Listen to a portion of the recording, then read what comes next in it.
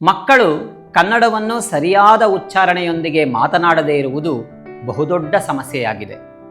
ಮಕ್ಕಳ ಈ ಉಚ್ಚಾರಣಾ ದೋಷವನ್ನು ನಿವಾರಿಸಲು ಕನ್ನಡ ಶಿಕ್ಷಕರು ಅವಿರತ ಶ್ರಮಿಸುತ್ತಿದ್ದಾರೆ.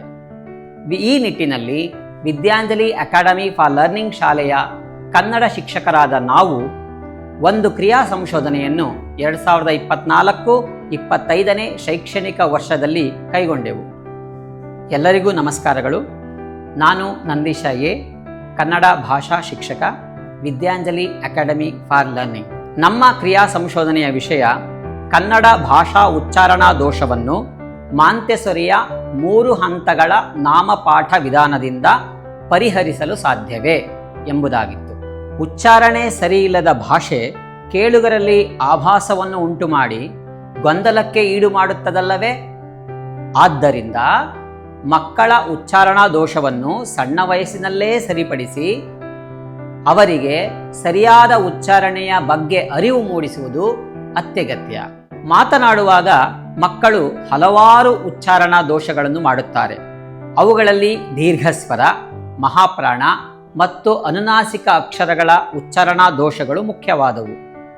ಆದ್ದರಿಂದ ಮಕ್ಕಳಿಗೆ ಈ ಅಕ್ಷರಗಳ ಸರಿಯಾದ ಉಚ್ಚಾರಣೆಯ ಬಗ್ಗೆ ಅರಿವು ಮೂಡಿಸಿ ದೀರ್ಘಸ್ವರ, ಮಹಾಪ್ರಾಣ ಮತ್ತು ಅನುನಾಸಿಕ ಅಕ್ಷರಗಳನ್ನು ತಪ್ಪಿಲ್ಲದಂತೆ ಓದುವುದನ್ನು ಕಲಿಸಲು ಸಾಧ್ಯವೇ?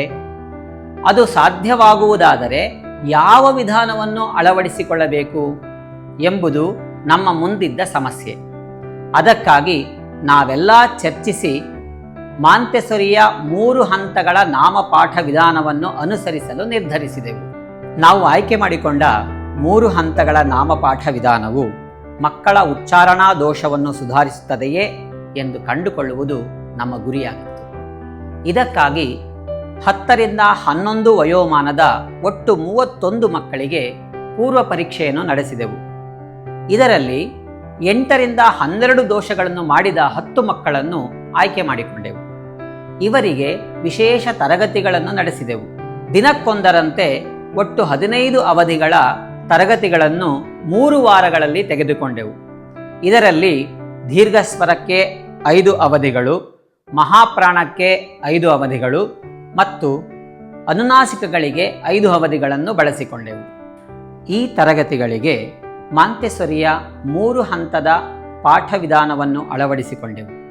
ಅದರಂತೆ ಮೊದಲ ಹಂತದಲ್ಲಿ ದೀರ್ಘಸ್ವರ ಪ್ರಧಾನವಾಗಿರುವ ಗದ್ಯ ಭಾಗವನ್ನು ಆಯ್ಕೆ ಮಾಡಿಕೊಂಡು ನಾವು ಓದುತ್ತಾ ದೀರ್ಘಸ್ವರಗಳನ್ನು ಉಚ್ಚರಿಸಿ ಅವುಗಳು ಇರುವ ಕಡೆಗಳಲ್ಲಿ ಗುರುತು ಹಾಕಿಕೊಳ್ಳಲು ಮಕ್ಕಳಿಗೆ ತಿಳಿಸಿದೆವು. 2ನೇ ಹಂತದಲ್ಲಿಯೂ ನಾವು ಓದಿದೆವು. ಮಕ್ಕಳು ದೀರ್ಘಸ್ವರ ಇರುವೆಡೆಯಲ್ಲಿ ಗುರುತಿಸಿ ಉಚ್ಚರಿಸಿದರು. 3ನೇ ಹಂತದಲ್ಲಿ ಮಕ್ಕಳೇ ಓದುತ್ತಾ ದೀರ್ಘಸ್ವರಗಳನ್ನು ಗುರುತಿಸಿ ಉಚ್ಚರಿಸಿದರು.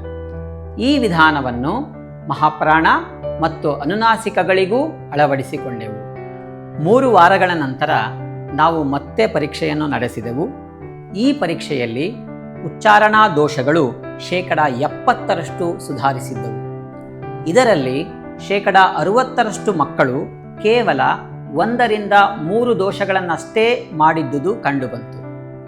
ಇನ್ನು ಉಳಿದ 40% ಮಕ್ಕಳು 4ರಿಂದ 5 ದೋಷಗಳನ್ನು ಮಾಡಿದ್ದರು.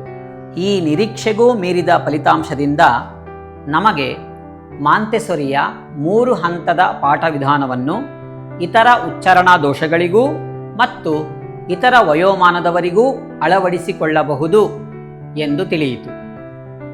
ಧನ್ಯವಾದಗಳು.